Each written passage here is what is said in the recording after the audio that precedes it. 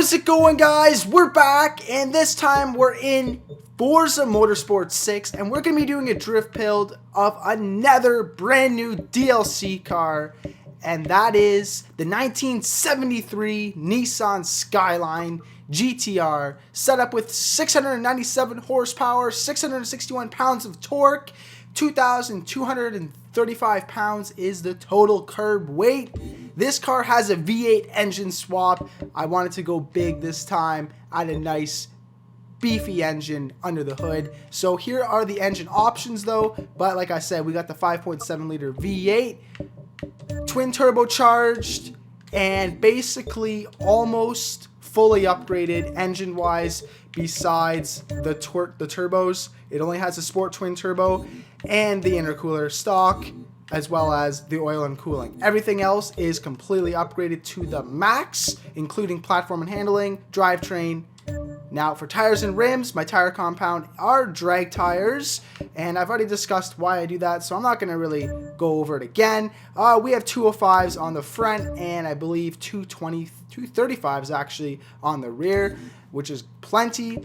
And rim style, we went with multi-piece 945 RLs on 19 inches with chrome. It looks badass.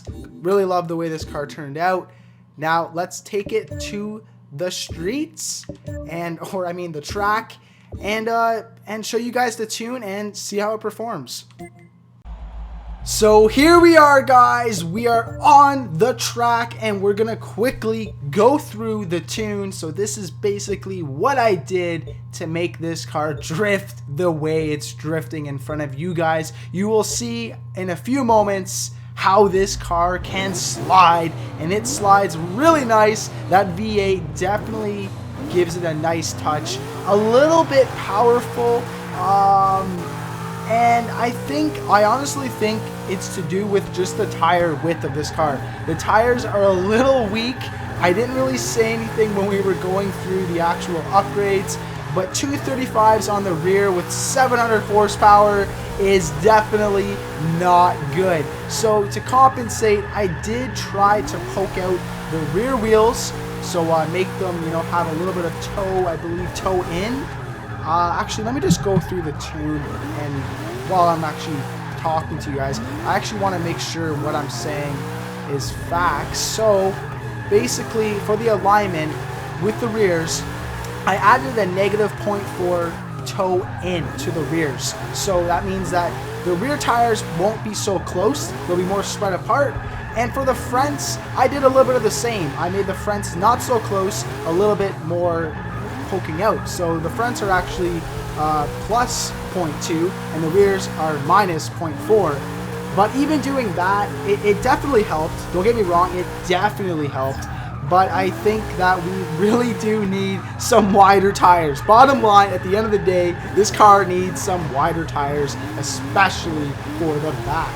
But yeah, that's basically the only thing I don't really like. And that's not even really about the car or the engine. That's just to do with the tires, which they could easily add, which I think Forza should give us the option to have as big of tires as we want on any car. Obviously, we can't go crazy, but I feel like 325s on every single car should be possible to put on, because it's definitely needed. It definitely is needed. I think this car would be much more suited with at least 265s on the back. If I could choose 285s, 285s would be sweet. But 235s are a little weak. But that's basically the only thing I don't really like. Overall, the car drifts amazing. You can really put on any tune on this car and you're going to be going sliding. This is just one out of many.